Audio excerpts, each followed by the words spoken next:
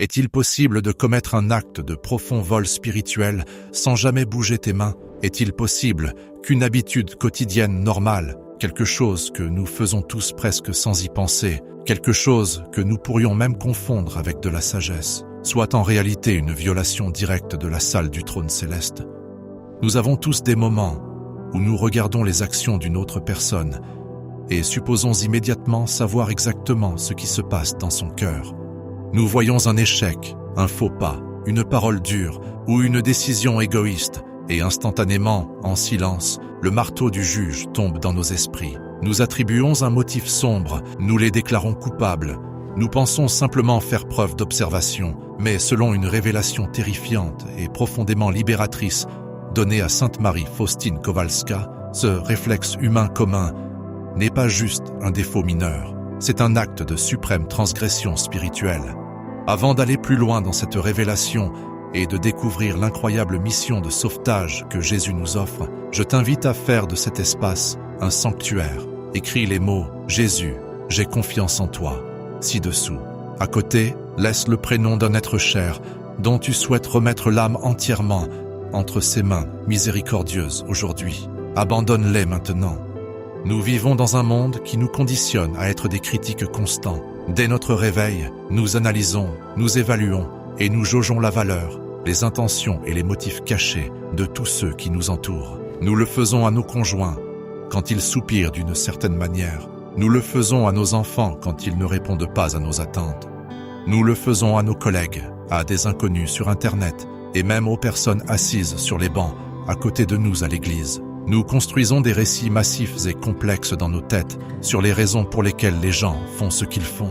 Nous nous disons que nous exerçons simplement notre discernement. Nous nous disons que nous avons le droit de protéger nos cœurs en déterminant qui est bon et qui est toxique, qui est sincère et qui est hypocrite. Mais il y a une faille fatale dans cette pratique quotidienne, un angle mort terrifiant que l'ennemi de nos âmes utilise pour nous éloigner de l'océan de la miséricorde divine. Le problème, comme Jésus l'a si vivement expliqué à Sainte Faustine, c'est que nous sommes totalement et complètement aveugles à la réalité intérieure d'un autre être humain. Nous ne possédons que des fragments de la vérité. Nous voyons l'extérieur maladroit, les mécanismes de défense pathos, les traumatismes hérités et les péchés visibles immédiats. Mais nous ne pouvons pas voir l'âme. Nous ne pouvons pas voir les batailles calmes et désespérées qui se livrent dans le royaume invisible du cœur de cette personne. Nous ne pouvons pas voir la grâce que Dieu y déverse secrètement à ce moment précis. Pour comprendre la gravité de cela, nous devons regarder les rencontres surnaturelles, documentées et consignées dans le journal de Sainte Faustine. Faustine n'était pas une femme flottant sur un nuage de paix ininterrompu. Elle vivait une vie éreintante et cachée dans un couvent animé, rempli de dizaines d'autres femmes. Et partout où il y a des êtres humains vivant à proximité immédiate, il y a des frictions. Il y avait des malentendus. Il y avait des sœurs qui traitaient Faustine avec une profonde suspicion, qui chuchotaient sur elle dans son dos, qui considéraient ses expériences mystiques comme des illusions ou des tentatives pour attirer l'attention. Faustine, étant pleinement humaine, ressentait profondément la morsure de ces injustices. Elle était tentée, tout comme toi et moi sommes tentés, de regarder ses détracteurs et de juger leur cœur. Elle était tentée de les étiqueter comme entièrement malveillants, fiers, ou complètement dépourvu de charité. Mais alors, Jésus est intervenu.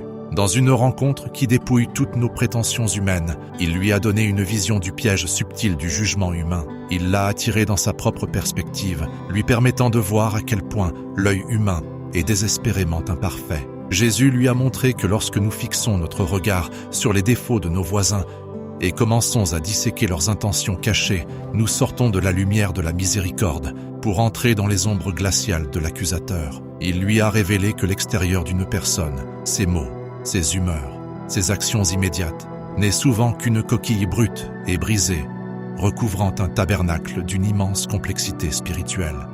Puis Jésus a prononcé des mots qui devraient faire trembler le cœur de chaque pécheur qui compte sur sa miséricorde. Ne jugez pas. Mais il n'en est pas resté à un simple commandement moral général. Il a soulevé le voile du ciel pour lui montrer la véritable mécanique dévastatrice de ce qui se passe lorsque nous jugeons les motifs intérieurs d'un autre.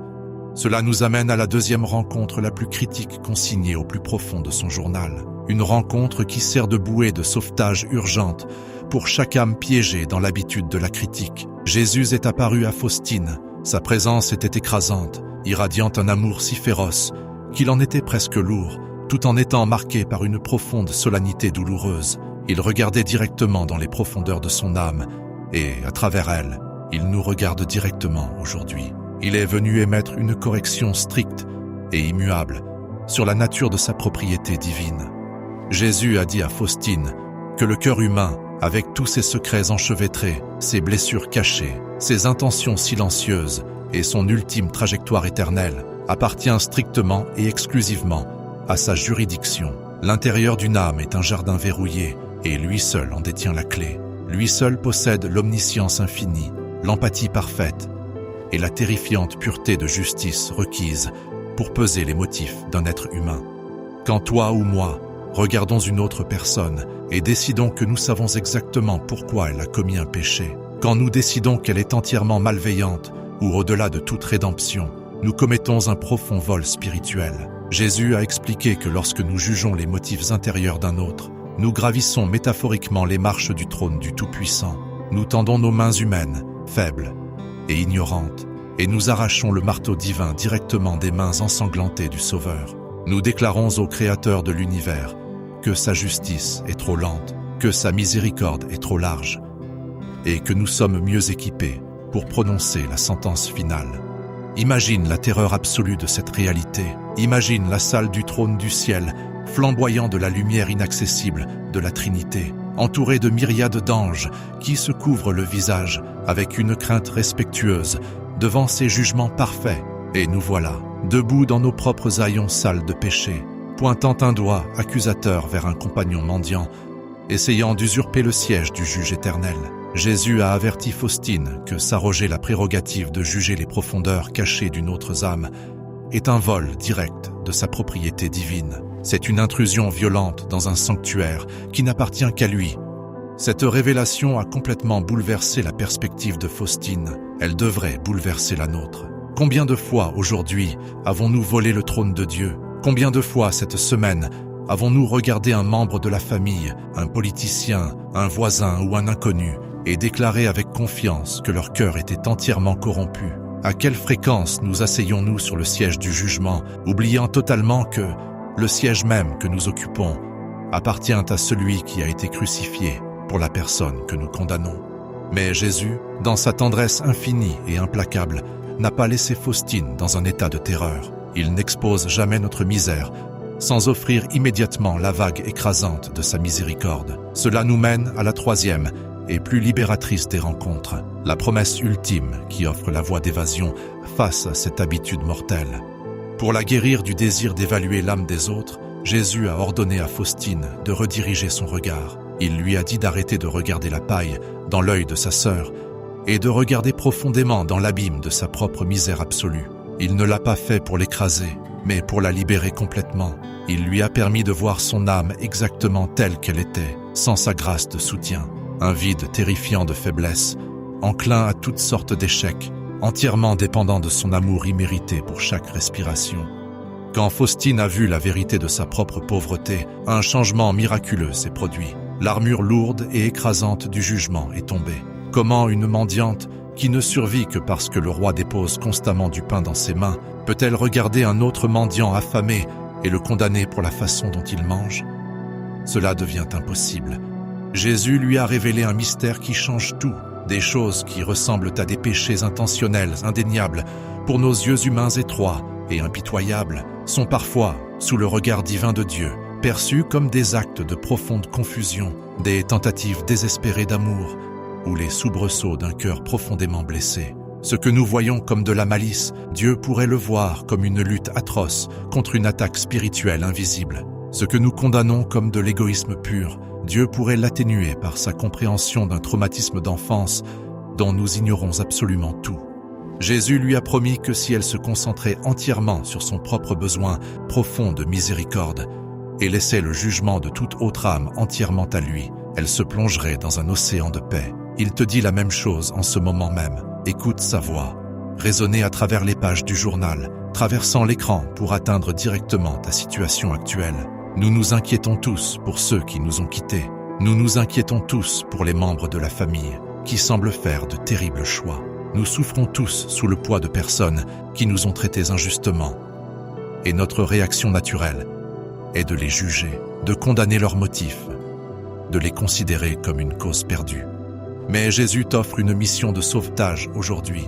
Il te demande de descendre du siège du juge. C'est un siège qui n'a jamais été conçu pour supporter ton poids. C'est épuisant d'évaluer constamment la valeur du monde. Cela vide ton âme de sa joie. Cela bloque le flux de la miséricorde divine dans ta propre vie. Jésus a dit à Faustine, « De la mesure dont tu mesures, on te mesurera en retour. » Si nous exigeons une justice stricte pour les motifs intérieurs des autres, nous exigeons que Dieu ferme la fontaine de la miséricorde pour nos propres échecs cachés. Mais si nous offrons une miséricorde totale et radicale aux intentions des autres, si nous choisissons de croire que seul Dieu connaît toute l'histoire, nous ouvrons les vannes de la miséricorde de Dieu sur nos propres vies. Comment vivons-nous cela concrètement? Comment brisons-nous une habitude qui nous est aussi naturelle que de respirer? Nous appliquons les outils spécifiques que le ciel nous a transmis. L'application pratique de cette profonde vérité spirituelle commence par une pratique appelée la garde de l'esprit. Demain, quand tu seras au volant de ta voiture, ou assis à ton bureau, ou en train de faire défiler ton téléphone, et que tu ressentiras cette envie familière, vive et satisfaisante, de juger les intentions cachées de quelqu'un d'autre, arrête-toi, attrape cette pensée au vol, reconnais-la pour ce qu'elle est, une tentation de voler le trône de Dieu.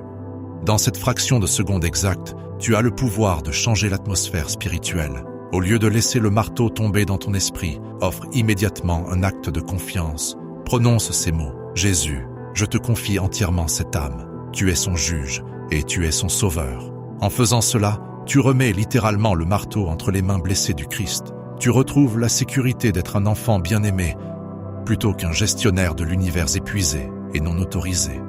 De plus, tu peux utiliser activement la grande heure de la miséricorde. À 15 heures, l'heure que Jésus a demandé à Faustine de vénérer, l'heure où son cœur a été ouvert par la lance, prends juste un instant pour penser à la personne que tu es le plus tenté de juger, la personne dont les actions t'irritent le plus, la personne dont tu doutes constamment des motifs. Et au lieu de l'analyser, plonge-la dans l'abîme de sa miséricorde. Prie une seule dizaine du chapelet de la divine miséricorde pour elle. Par sa douloureuse passion, sois miséricordieux pour nous et pour le monde entier. Offre ton désir d'avoir raison à son sujet. Offre ton exigence de savoir exactement pourquoi elle se comporte ainsi. Échange ton besoin de comprendre contre une confiance totale en sa miséricorde.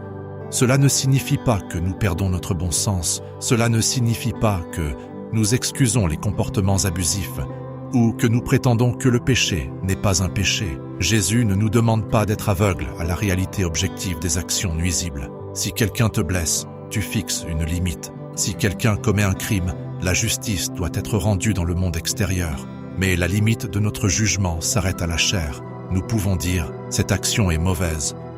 Mais nous ne devons jamais franchir le seuil de l'esprit et dire « et je sais exactement à quel point ton cœur est méchant pour l'avoir fait ». Nous devons laisser un immense espace béant pour la possibilité de la grâce, pour la réalité de la faiblesse humaine et pour l'invincible et insondable miséricorde de Dieu. Nous avons tous des moments où nous doutons de notre propre salut. Nous avons tous des moments où nous repensons à notre propre passé et frissonnons devant les motifs cachés, les jalousies mesquines et la fierté secrète qui ont motivé nos actions. Si Dieu nous jugeait avec les mêmes critères durs, immédiats et permanents que nous utilisons pour juger la vie intérieure des autres, qui parmi nous pourrait survivre? Mais l'incroyable nouvelle bouleversante révélée à Sainte Faustine est que la miséricorde de Dieu est plus grande que notre misère. Il est l'amour et la miséricorde même. Il n'y a aucune misère qui puisse faire le poids face à sa miséricorde. Il ne s'assoit pas sur son trône avec une loupe, en cherchant désespérément une raison de nous jeter au feu. Il s'assoit sur son trône, les bras grands ouverts, saignant de chaque pore, cherchant activement toutes les voies possibles pour inonder une âme de grâce avant la fin de sa vie. Quand tu refuses de juger le cœur de ton prochain, tu deviens un réceptacle vivant de cette même miséricorde divine. Tu deviens un canal pour le sang et l'eau qui ont jailli du cœur de Jésus, comme une source de miséricorde pour nous. Tu participes au sauvetage des âmes.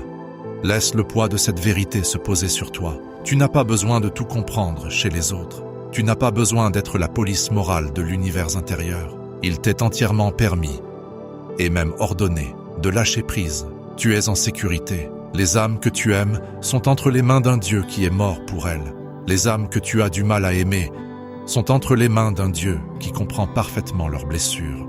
Repose-toi dans cet immense soulagement. Retire les lourdes robes de juge et remets le simple vêtement du disciple bien-aimé. Regarde ton propre besoin de miséricorde et laisse-le adoucir ton regard envers un monde qui souffre. Laissons le trône au seul qui soit digne de s'y asseoir. Celui dont la justice est complètement saturée d'un océan de miséricorde insondable et sans fin. Jésus, nous avons confiance en toi. Nous avons confiance en tes jugements. Nous avons confiance en ton temps. Et nous avons confiance en ton amour implacable qui poursuit chaque âme sur cette terre.